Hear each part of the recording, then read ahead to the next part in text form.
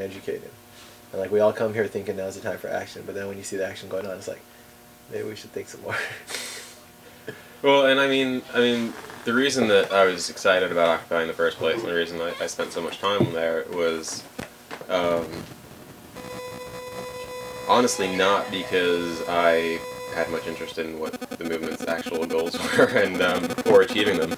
I was just more interested in, here was an opportunity to reach out to people, to talk to people, and to communicate ideas, not just in theory but in practice that they have not been exposed to. And that's really been one of the things that we tried to convey again and again and again at the lit table is that here you guys are, acting like anarchists. You just need to see the theory behind what you're doing, and and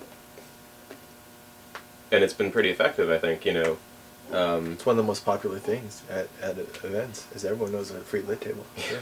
It's probably the best fucking proposal that's gone through the GA. If you look for bang for the buck, Mm-hmm. like, yeah, that's still going on and everything. Yeah. Yeah. I mean, we try to take that bike everywhere. He's gonna jump on the bike. Hopefully we get him on the bike, like, Awesome. filming. We're gonna, like, use that as a dolly maybe. And he'll get some shots in the street and I'll be biking him through and stuff. Very cool. That'll be cool. Yeah. But yeah, like, spreading these ideas, I think, yeah, because, I don't know, maybe this goes in stages, and right now we just have to humble ourselves to the idea that we're all still getting to know each other and getting the discussion going. There's just so many ideas out there, so much education to go on, or just like concepts to bring out and talk about. And that's what I was bringing up. Someone is really involved in organizing for May 1st, and I was telling him, I just don't know, just inherently, like, organizing so much most of the year for like just one day of action or even like a month of action. It's like, it just doesn't make sense to me. And I was like, I feels like we're being pushed towards just a protest movement, which is not really anarchist. Like, we want to be an action-oriented, prefigurative politics, create models, inspire people through those models.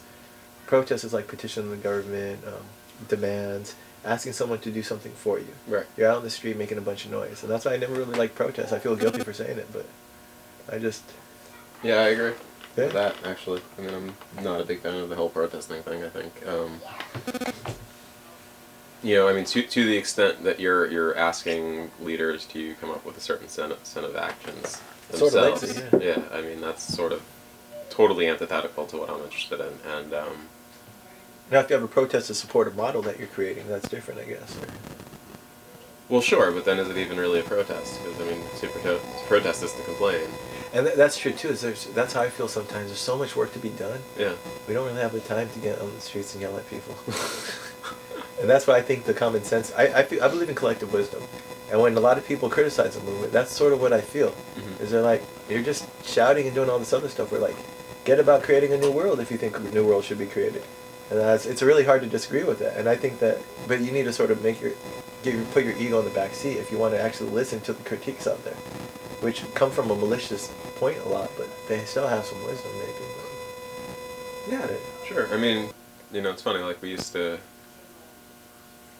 Some of us, anyway, within the occupation, especially like some of the people who are just involved in the logistical elements of it, like we'd heard of the people who were out there on the streets yelling and sign waving, as they were just there at an event, like yeah, it's therapy.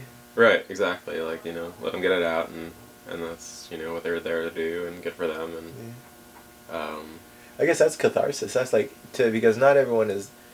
I mean, maybe just like you're more of a thinker. Like there's other types of people. And maybe these emotional types of people are there too to add legitimacy to it, or else you just have like a bunch of erudite scholars saying, well, society is bad, but you need like the human spectrum. Sure. You need the screamers and the thinkers. Yeah. Right? Because that's like the natural catharsis of society, of like this change that we're going through. Mm-hmm. So you're going to have people screaming. Oh, I mean, definitely. not breaking shit or burning stuff down, of course not. But the diversity of tactics. So you're bringing up like maybe it's not structural, these problems that we're facing, but maybe some of it's cultural, the baggage people bring to Occupy movement, a feeling of entitlement that they came here just to freeload. Yeah, I think there's some of that. I mean, I think people are coming into the movement from this culture where they're not necessarily accustomed to doing for themselves, which is, very much, what anarchism is all about. Is, we're gonna do this ourselves. We're gonna, we're gonna take care of ourselves. We don't need, the institutions to do it for us. But at the same time, we did set up structures whereby we could try to take care of people. We replace the nanny state with our own. Like, Yeah, exactly. Actually, I think that's really kind of one of the funny things is that we sort of did build this like nanny state structure where people could come and that's part of the problem too is like in governmental politics you've got this pool of money that doesn't really belong to anyone in particular because it's been stolen from just about everyone and pooled together, and so now here you've got this money that was donated from all sorts of people and nobody really owns it. Nobody has like there's no real responsibility or no real ownership stake in it, and so it's like, well, you take what you can, and people vote themselves all sorts of goodies, and that's what happened. There's parties I've heard anecdotally and like from people I believe in the W and stuff like that, and just I heard some people went to Hawaii, like just crazy stuff, and I didn't even care about holding people accountable like that. Just let's at least like start with a clean slate. We've never really opened up the books just to like, if not account for the unaccounted for money, if not, account for the unaccounted for money, at least account for the amount of unaccounted for money that we're not going to account for. Like, at least put a number or figure or close the door and move on in a transparent manner. Right. Otherwise you have like these rumors creeping up. And it's crazy. So like an anarchist solution to that, I've been thinking about that. How do you avoid that corruption?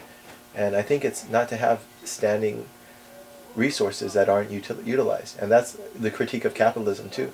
Is you don't have underutilized capital. Yeah. Is that you just, and that's the idea about squatting, that's the idea about all this stuff. When you see a resource that's not being utilized, utilize it. Right. So we should have never let our money get to that point. We should have been spending it as fast as we got it.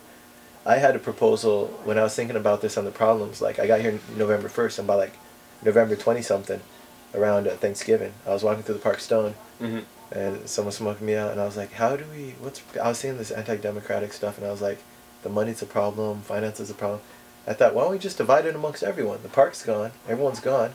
If everyone, we could prove to a reasonable degree you're in the park, I don't know, up to 500 people, the most we can prove, it won't be perfect.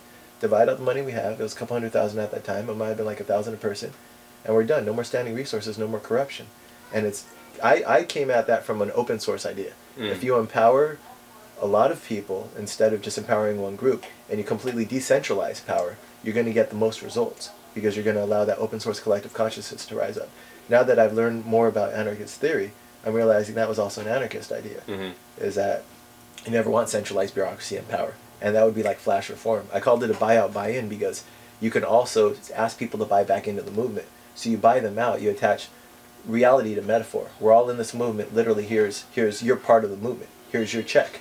Now you can buy back in, we can have like a big forum over 2 days of all these little working groups, and you can give them a couple bucks each, and you can help grow these working groups so now in a direct democratic manner, where you have a hand in actually supporting what you want, and then see how many people put money into that finance jar of that group of people who just want to control everyone else's money. That would disappear. All the administrators would disappear.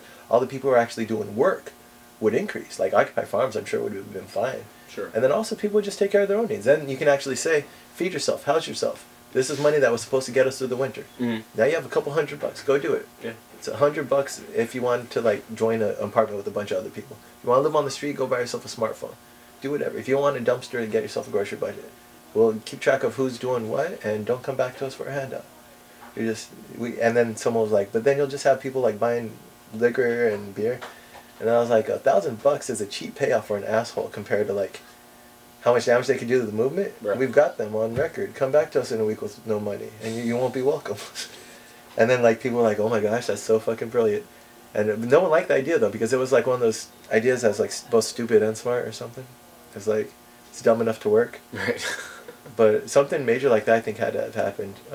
And in the future, I mean, I don't even care, that's like hindsight, but in the future, how would you organize an Occupy in... I don't think other Occupies had that big of a problem because they didn't have that big of a resource. Yeah, no, we have the biggest budget. Yeah, but now we have Movement Resource Group, which isn't just talking to us, I'm sure. Right. So we're going to have money on the sidelines, really talking to Occupy. So how do we organize large resources in a democratic manner? And the most wisdom I've come up with are the biggest insight is don't allow them to get that big. Spend them before they get that big, I guess. I don't know. That's all I can feel. Like, if you have like don't let your sugar pile get so big that it attracts ants. Right. Other than that, I don't know. Or maybe some people say don't use money. Go to goods and in-kind donations. Don't go into like that, because that's the epitome of unused capital. Right. And so go as into like, what was it? Go from idea to execution as fast as possible, which means don't get money to buy a shovel, get the shovel, and that way you don't have the corruption involved. Yeah, that's something I've heard people talk about Yeah. too. Is you know, the money itself was a problem, and if we had, you know, people just give us stuff, Which they were. and they've also hoarded. Yeah. I mean, they have a whole warehouse full of coats and winter clothes that are going to be useless in about a month or two, and yet they're not handing them out on the street. Yeah, why is that? What is the deal with that? I don't really understand yeah, why could talk- SAS stops. Yeah. And then doing part of it's cultural. Like, I talked to a guy who, like, I respect totally.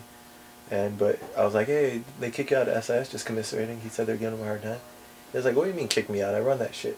And just in my mind, I'm like, yeah, that's sort of the problem, is you got your little fiefdom there. It's like, you guys should, and that's another thing, they should have nothing in there. It should all be on the street, because it's useless, underutilized resources. Yeah. And yet, they were afraid of people taking advantage of them, so they secretly moved it to Brooklyn, to a location that no one knows about. Interesting. And so now they just have stuff there. And I'm like, I'm even thinking about corruption-wise. I'm like, what, they're going to open up their own thrift store? Like, what the fuck do they want to do for it? And then if, like, it's just a couple dudes who just want to rummage through the clothes and get, like, a different change of shirt every day, even that's illogical. I'm like, just a logical thing to do is just give it away as much as possible. And yet they were upset when people would come to them for stuff all the time. And it's like this is a project I'm going to talk to the camera about this later on, but the Complete American Scouter Revolution. I was trying to sell this before I came to Occupy. Okay. I came to New York to try to sell a book on radical politics. And then Occupy happens. It's like, oh shit, serendipity. So put this on the side. I'm coming back to it because I'm running out of money, if I need to establish myself. And there's a quote in here that says, where is it? Oh, this is really cool. I got like these little Che Guevaras running around on cartoons. But this is the best, I guess, summary of all the problems I get when I run into these administrators of resources and people who say they have really good reasons to try to deny people things. Is W.E.B. Du Bois, he's a socialist, right? He says, democracy has failed because so many people fear it. They believe that wealth and happiness are so limited that a world full of intelligent, healthy, and free people is impossible, if not undesirable. Such a world with all its contradictions can be saved, can yet be born again, but not out of capital.